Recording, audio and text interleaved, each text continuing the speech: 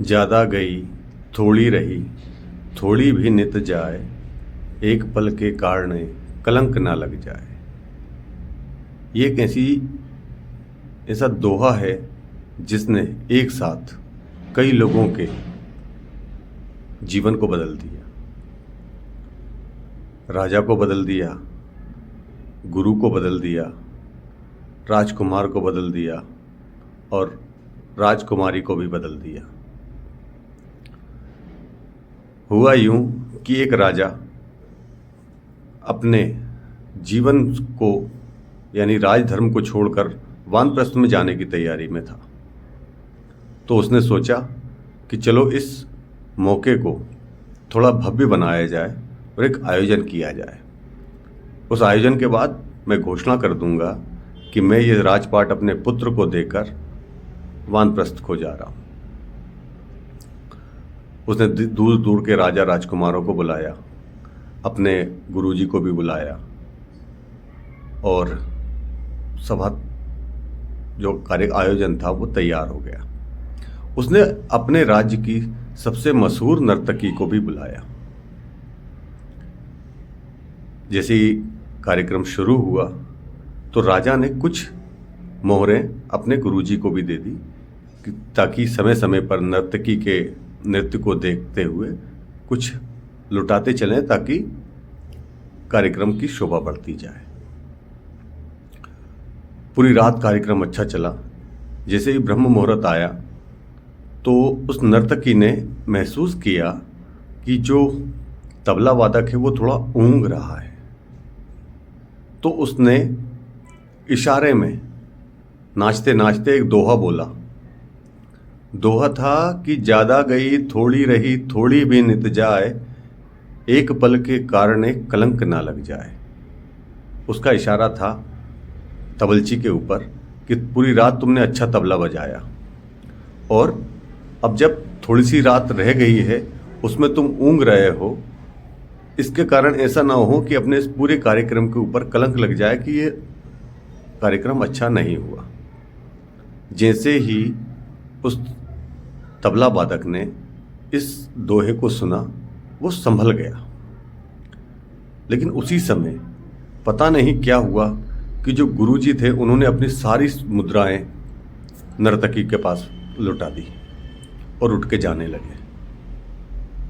नर्तकी ने सोचा कि मैंने जब एक दोहा बोला, इतने स्वर्ण मुद्राएं मिली। उसने एक बार और बोला, ज्यादा गई थोड़ी रही थोड़ी भी नित जाए, एक पल के कारण कलंक ना लग जाए। इस बार राजा ने अपना नौलखा हार निकाल के उसको दे दिया। उसने तीसरी बार कहा। इस बार जो राजकुमारी थी उसने अपने मोतियों का हार निकाल के दे दिया। उसने फिर कहा इसी दोहे को। इस बार राजकुमार ने अपने पास की समस्त स्वर्ण मुद्राएं लुटा दी। वो फिर से कहने ही वाली थी कि राजा ने रोक दिया। राजा ने कहा कि तुमने एक दोहे को बोल के हम सबको लूट लिया। इस दोहे में ऐसा क्या खास बात थी?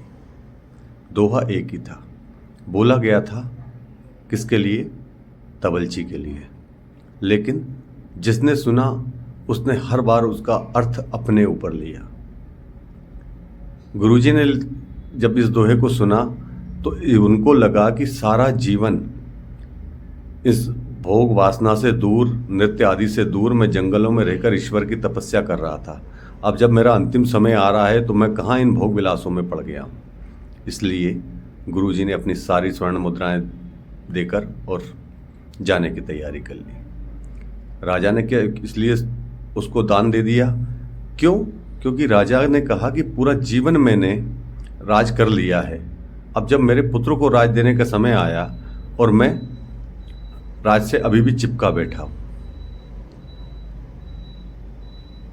और अब आप समझिए कि राजा के बेटे ने क्यों दिया। राजा के बेटे ने इसलिए दिया क्योंकि राजा के बेटे को यह पता नहीं था कि मेरा पिता मुझे राज्य सौंपने वाला है। वो उसको आज सुबह ही मारने की पूरी तैयारी में था कि इसको मारकर मैं ये राज्य अपने नाम कर लूंगा। जब उसने इस दोहे को सुना तो उसको समझ में आया कि आज नहीं तो कल ये राज्य तो मेरा ही है। मैं अब पितृहंता होने का अपने ऊपर कलंक क्यों लूं कि ज़्यादा तो चली गई, थोड़ी सी रही है, थोड़ी भी चली जाएगी। राजकुमारी ने क्यों दिया? राजकुमारी ने इसलिए दिया क्योंकि उसकी विवाह की उम्र हो गई थी और राजा उस पर ध्यान न देते हुए आज भी उसको बच्ची समझ रहा था। वो उसका विवाह नहीं कर रहा था, तो उसने निश्चय कर लिया था कि वो महावत के साथ भाग जाएगी सुबह होते ही। जब उसने सुना तो तब उसको समझ में आया कि आज नहीं तो कल मेरा विवाह हो ही जाएगा, लेकिन मैं महावत के संग भागकर अपने कुल की मर्यादा को कलंकित क्यों करूं। चारों ने उस दोहे को अपने हिसाब से समझा, चारों ने उसका अर्थ अपने हिसाब से लिया और उनका जीवन बदल गया। जब नर्तकी ने यह सब सुना, उसको लगा कि मैंने भी मेरा पूरा जीवन यूं ही नृत्य, गायन और इसमें निकाल दिया है। वो भी सन्यासी हो गई।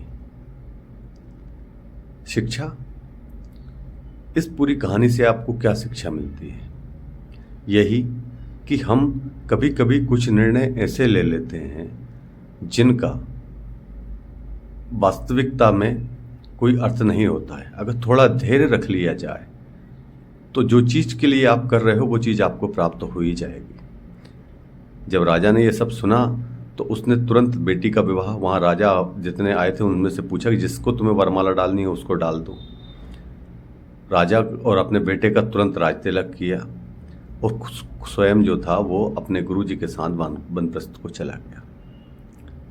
हमारे जीवन में भी कई बार ऐसे ही समय आता है जब हम अधीर होकर निर्णय ले लेते हैं, और जिस समय हम उस अधीरता में होते हैं हमारे निर्णय खराब ही होते हैं। इसलिए जब कभी कोई निर्णय कर रहे हो तो एक बार इस दोहे को याद करना कि ज़्यादा गई थोड़ी रही, थोड़ी भी नित जाए, एक पल के कारणे कलंक ना लग जाए। सीताराम।